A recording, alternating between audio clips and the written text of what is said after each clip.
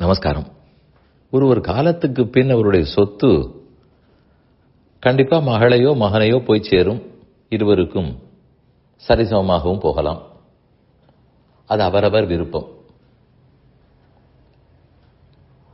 இன்ன சொத்து இன்னாருக்கு செல்லலாம்னு எழுதி வைப்பது உண்டு. எதுவும் எழுதி வைக்காவிட்டால் வாரிசு சான்றிதழ் பெற்று அவர்களே உட்கார்ந்து பிரித்துக் கொள்வதும் உண்டு. இதெல்லாம் உலகத்தின் வழக்கங்கள். இது அவர்கள் காலத்துக்கு பின். இருக்கும்போது எப்படி சொத்து கொடுப்பது? நான் இப்போது சொல்வது அசையும் சொத்து அசையா சொத்து அதை பற்றி அல்ல.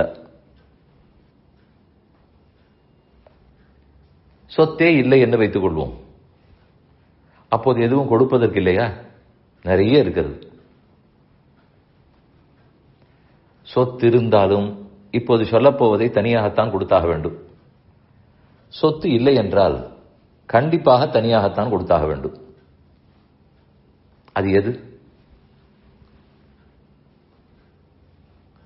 சில இடங்களில் பெற்றோர்கள்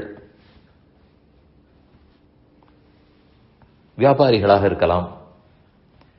அந்த வியாபார நுணுக்கங்களை எல்லாம் கற்றுக்கொள்ள வேண்டும். அதை கொஞ்சம் கொடுத்து விடுவார்கள். அது கூட இருக்கட்டும். அதுவும் அவர் சேர்த்த சொத்து தான். அது எழுதி வைக்க முடியாது, சொல்லிக் கொடுக்கத்தான் முடியும். அதே போல நாம் எந்தெந்த கோவிலுக்கு மரபு வழியாக என்னென்ன செய்து கொண்டு வருகிறோம், உபயங்கள் என்னென்ன, நமக்குன்னு இருக்கக்கூடிய ஒரு கிராமத்து பொறுப்பு, ஊரின் பொறுப்பு, அன்னதான பொறுப்பு, ஏதாவது உற்சவம் திருவிழா நடக்குமானால் அப்போது செய்ய வேண்டியவை, இப்படியெல்லாம் நம்ம குடும்பத்துக்குன்னு வழி வழியாக வந்திருக்கும். இப்போது இந்த கலிகாலம் முற்ற இவற்றையெல்லாம் தெரிந்து கொண்டு ஈடுபாட்டோடு செய்வது, அந்த உற்சாகம்தான் சற்று குறைகிறது. அடுத்த தலைமுறையினர் வேண்டாம் எடுத்துக்கொள்ள மாட்டேன்னு சொல்பவர்கள் ரொம்பவும் குறைவு. கண்டிப்பா எடுத்துக்கொள்வார்கள், செய்வார்கள். ஆனால் அவர்களுக்கு அதன் முக்கியத்துவம் உணர்த்தப்பட வேண்டும். அவர்களும் அதை பெற்றுக்கொள்ள வேண்டும், சந்தோஷமாக செயல்பட வேண்டும். இதைத்தான் கொடுப்பதுன்னு சொன்னேன். இது தாய் தந்தையர் இடத்தில் தானே பெற முடியும். இல்லை என்றால் மறந்தே போய்விடும், யாருக்கும் தெரியாது.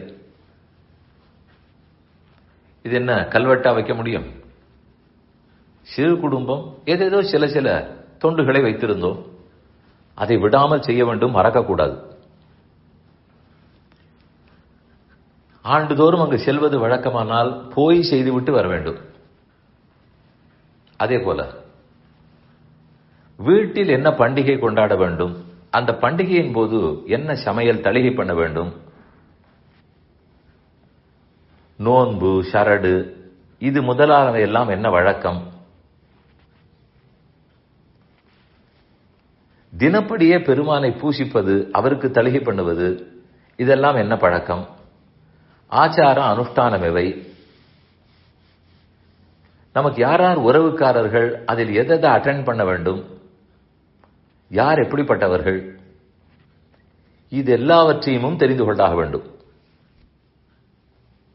இதெல்லாம் அந்தந்த இல்லத்தரசிக்கு நன்கு தெரியும். பிசினஸ் தெரிந்து கொண்டேன், வீட்டை வாங்கிக் கொண்டேன், செல்வத்தை பெற்றுக் கொண்டேன், இது ஒரு புறம். அத்தோடு கூட பெற்றோர்கள் 50 ஆண்டு வாழ்ந்திருக்கிறார்கள். அப்ப எவ்வளவு கடைபிடித்திருப்பார்கள், எவ்வளவு தெரியும். அதெல்லாம் எங்களுக்காக தெரிந்துவிடும் என்று சொல்லக்கூடாது. ஒரு 10 ஆண்டுகளாவது அவர்களுக்கு வேண்டிய பணிவிடைகளை செய்து இது தெரிந்து கொண்டால்தான் நமக்கும் நாளைக்கு நன்மை. அப்பதான் புண்ணியம் கிட்டும், பலம் கிட்டும். நான் புத்தகத்தை பார்த்து தெரிந்து கொள்கிறேன், படித்து தெரிந்து கொள்கிறேன் சொல்லக்கூடியது இல்லை இவை. அதே போல குழந்தை வளர்ப்பில் என்ன தெரிந்து கொள்ள வேண்டும், அதில் என்ன பழக்கம்,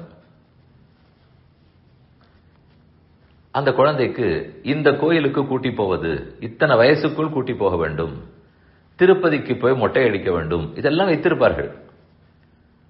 அந்தந்த காலத்துக்குள் அந்தந்த நேரத்துக்குள் அதை முடிக்க வேண்டும். சில இடங்களில் வீட்டுக்கு வீடு கூட இந்த மரபு மாறும். அதனால் எந்த குறையும் இல்லை. அது அவரவர் எப்படி பெரியோர்கள் சொல்லிக் கொடுத்திருக்கிறார்களோ அந்த வீட்டில் செய்ய போகிறார்கள். அதனால் பிள்ளையாகட்டும், மருமகள் மாட்டு பெண்ணாக இருக்கட்டும், இருவருக்குமே தெரிந்து கொள்ள வேண்டியவை நிறைய உள்ளன. அது பெண்ணு மாப்பிள்ளையாகட்டும், எப்படியும் கொள்க. ஆனால் பெற்றோர்களும் என்ன நினைக்கிறார்கள், குழந்தைகளும் என்ன நினைப்பார்கள்? பிசினஸ்னா தெரிந்து கொள்ள வேண்டும், நுட்பங்களை தெரிந்து கொள்ள வேண்டும், சொத்தை பெற்றுக் கொள்ள வேண்டும். இதை தவிர மற்றதெல்லாம் ரொம்ப சுலபமானவை நினைப்போம். அப்படி விட்டுவிடவே வேண்டாம். கோலம் போடுவது முழுக்க அது முதற்கொண்டு எல்லாமே எத்தனையோ மரபுகள் வாழி வந்தவை. அதனால் இதற்கு முக்கியத்துவம் கொடுத்து இதை காப்பாற்றினால்தான் நம் குடும்பத்துக்கும் க்ஷேமம், நம் சனாதன தர்மத்துக்கும் நன்மை. இந்த சின்ன சின்னதாக அந்தந்த குடும்பத்தில் விடாமல் எது காப்பாற்றப்படுகிறதோ அது சனாதனம். அப்படித்தான் நாம் நம் தர்மத்தை ரட்சித்தாக வேண்டும். சற்று சிந்தித்து செயல்படுவோம்.